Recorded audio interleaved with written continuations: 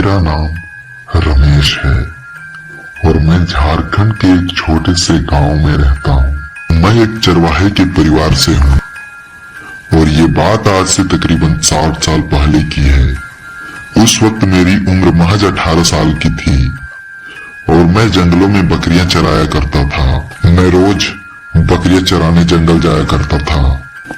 फिर एक दिन मेरे साथ कुछ ऐसा हुआ कि मैं आज भी उस दृश्य को याद करता हूं तो मेरी रूह कांपने लगती है। हुआ ये था कि एक दिन लगातार बारिश हो रही थी और मैं बकरियां चराने जंगल नहीं जा पा रहा था।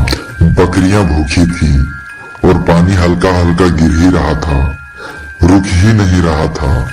फिर भी मैं बारिश रुकने का वेट करने लगा कि बारिश रुके तो मैं बकरियां चराने जाऊं। वेट करते करते शाम के 6 बज गए। फिर भी रिमझिम बारिश होती जा रही थी। अब मैंने एक फैसला किया कि मैं छतरी लेकर खुद जंगल जाऊंगा और बकरियों के लिए ताजे पत्तियों के डालियों को तोड़ कर लाऊंगा। और शायद यही मेरी जिंदगी की सबसे बड़ी भूल थी। मैं अपने साथ एक छतरी और हाथ में कुल्हाड़ी लेकर लगभग 6:30 बजे निकल गया जंगल के लिए। मुझे जंगल पहुंचते 7 बज गए थे। मैंने एक टॉर्च भी हाथ में ले लिया था जिससे कि अंधेरा होने पर मैं रास्ता देख पाऊं। मैं जैसे ही जंगल पहुंचा, चारों तरफ झाड़ियां और अंधेरा ही घिरा हुआ था। मैंने इस जंगल की भूत प्रेतों की कहानी बहुत सुनी थी तो मैं इस जंगल के भूतिया होने की बात जानता था। इसलिए मैं झटपट पत्तियों के डालियों को तोड़कर यहाँ से निकलने की फिराक में था।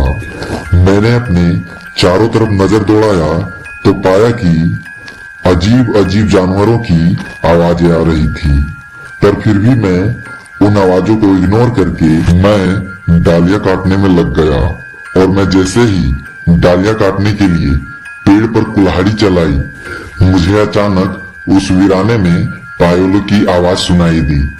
मैं इस आवाज को सुनकर एकदम सुन पड़ गया। मैं एकदम चुप होकर सोचने लगा कि यहाँ इस जंगल में कौन लड़की हो सकती है।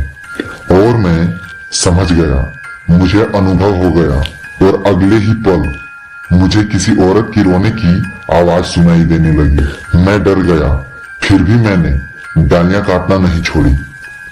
मैंने झटपट डालियां काटी और वहां से निकलने लगा, पर जैसे ही मैंने वहां से डालियां उठाकर निकलना चाहा, मुझे लगने लगा कि मेरे पीछे कोई है। मैं बिल्कुल सहम गया।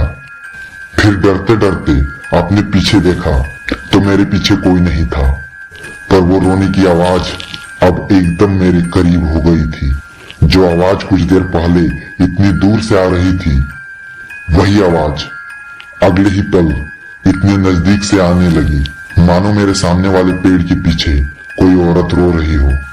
मुझे डर तो लग रहा था, पर मेरे दादाजी झाड़ फूक जानते थे और मैंने भी थोड़ी बहुत विद्याएं अपने दादाजी से सीखे थे, तो मैंने ज्यादा सोचा नहीं और मैंने ना आओ देखा ना ताओ अपने काटे हुए डालियों को उठाकर वहां से जोर जोर से चलते हुए निकल गया। और मैंने अपने पूरे शरीर को अपने दादाजी के सिखाए हुए मंत्रों से बांध लिया। मैं तो वहां से किसी तरह निकल गया, पर पूरा रास्ता मुझे सिर्फ उसी औरत के रोने की आवाज सुनाई दे रही थी, मानो मुझे कोई बुला रहा हो। इस घटना के बाद मैं तकरीबन 1 हफ्ते तक तपतपाती बुखार में रहा और हर रोज मुझे वही सपने आने लगे, जैसे कि मुझे कोई बुला रहा हो।